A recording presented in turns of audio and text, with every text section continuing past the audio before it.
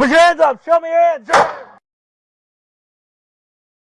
What you just watched there is the cold-blooded execution of Atatiana Jefferson in her own home in Fort Worth over the window as she was playing video games with her 8-year-old nephew. Now, a neighbor, James Smith, had originally called the police on a non-emergency number to check in on Atatiana when he noticed that her front door was open and all the lights were on inside of her house. He wanted someone to go check and make sure everything was okay. Smith placed the call at 2:23 a.m. from a non-emergency number. As you can see here, it took less than 7 minutes. In the next 7 minutes, an officer showed up, surveilled the scene, and promptly shot her. 7 minutes is what it took. As you saw in the video, it took less than 3 seconds for the officer to shoot before even getting the victim to comply. Now, I know policing can be a difficult job, and most are demonstrably not cut out for this job, as we've seen by the many victims. And this is a clear-cut example of what happens when there isn't enough training, when officers make mistakes, are startled, they have a hair trigger, and then there is not enough accountability built into the system to ensure that this does not happen again. Now, as you can see here, the officer rolls up into the house like he could be anyone. Like, he could be anyone at this point.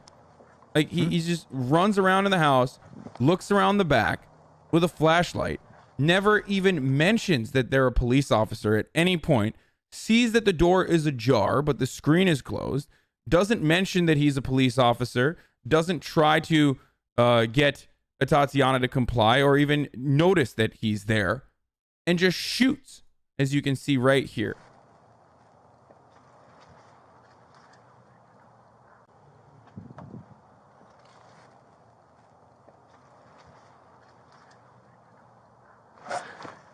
Put your hands up. Show me your hands. Doesn't say that he's a police officer. So look, there's a couple things that we need to talk about here. Okay? Like I said, he doesn't mention that he's a police officer. He walks up to the front door. The front door is wide open, but the screen door is shut. Why doesn't the officer call out that he's there? Why doesn't he call out that he's a police officer? Why is this gun drawn out for a non-emergency wellness check or a welfare check? The neighbor never mentioned in the call that there was criminal activity. He called the non-emergency line. Why was this officer ready for a violent confrontation? What did the officer even see inside that made him react the way he did? They were playing video games. She was playing video games with her 8-year-old nephew when she got shot. Why didn't he mention that he was a police officer at any point? And why did he creep around the house like a murderer? The reality is, if Atatiana, who apparently did have a gun in the inside of the house, shot the police officer in this circumstance when she was startled, she would be well within her rights to do so. This is just all wrong.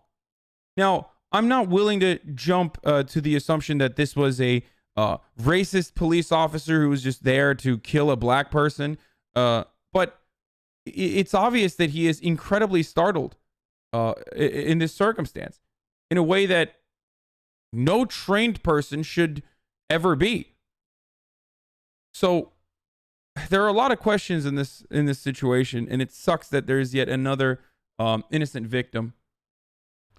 And at this point, I don't know what else to do. When will we have any accountability? I'm Hasan Piker, and this has been The Breakdown.